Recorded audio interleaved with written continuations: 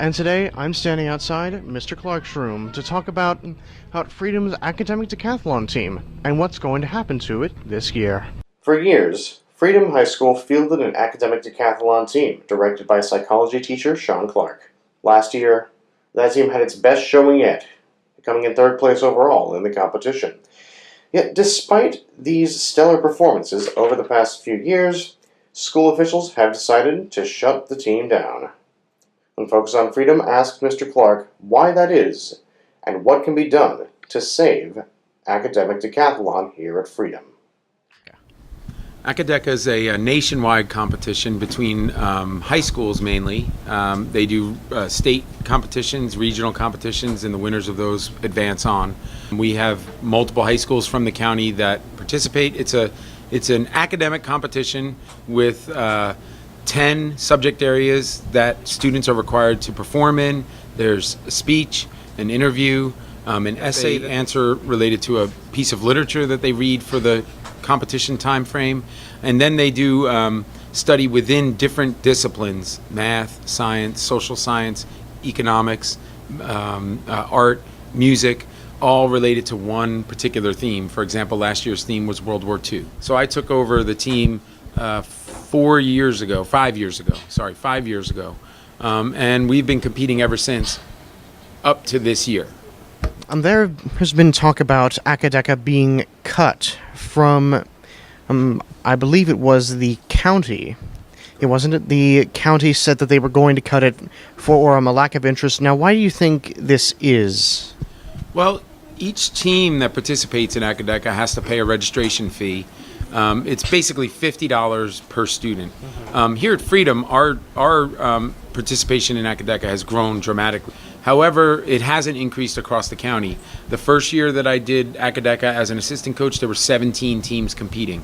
When you have 17 teams paying the registration fees, the county has then the financial means to be able to put on the competition. There's a lot involved. They have to buy all the materials. Last year when we did ACDACA, we only had 9 teams, and that was about the limit of what we can have to support financially the program.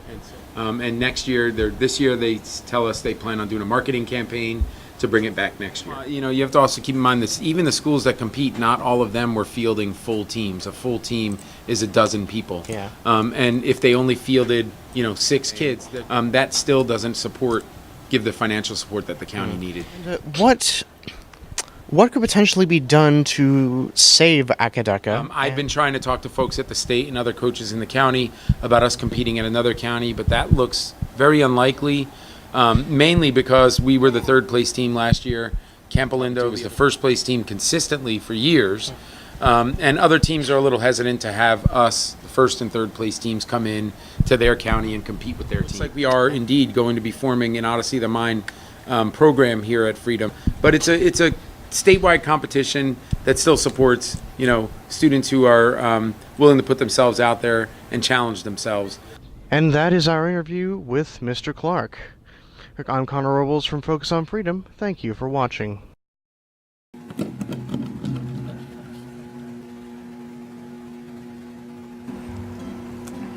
Composts. It's a mixture of organic matters put together and over time used as fertilizer.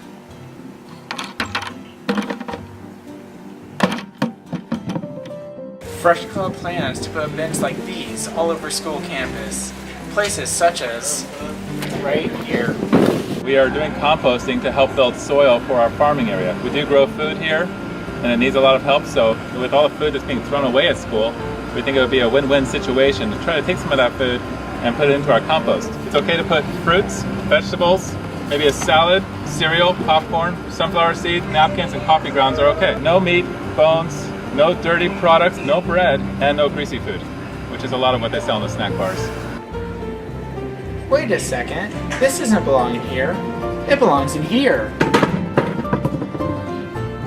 I, Jack De Silva, the president of FRESHH Club, approves this message, so please, go on compost. Thank you.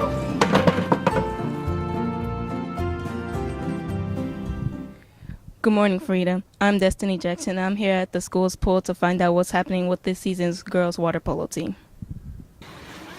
Water polo was once only a men's sport and has been a part of the Olympic programming since 1900, but began in 19th century England. Women's water polo was entered into the Olympic programming in 2000. The game involves each team trying to score a point by throwing the ball into the opponent's net on the opposite side of the pool. Each team makes up 6 field players and 1 goalkeeper, so it's 7 players total. Now let's head to the girls' varsity co-captain, Kaylee Tompkins.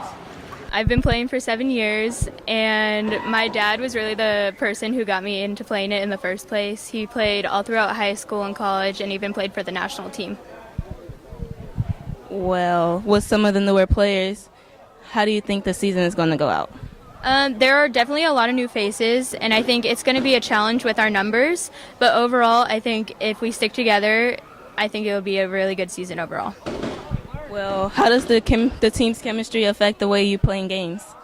The team's chemistry affects the way we play in games by our passing, so we really have to get to know each other in order to know where we are in the pool and what to do. Is there any advice you want to give to anyone that might be thinking about playing water polo or new players? Don't be afraid to try a new sport or a new thing just because you don't know how to, or never experienced it before, because you might end up really liking it, and it's just a really good team experience. Like, our team is basically a family.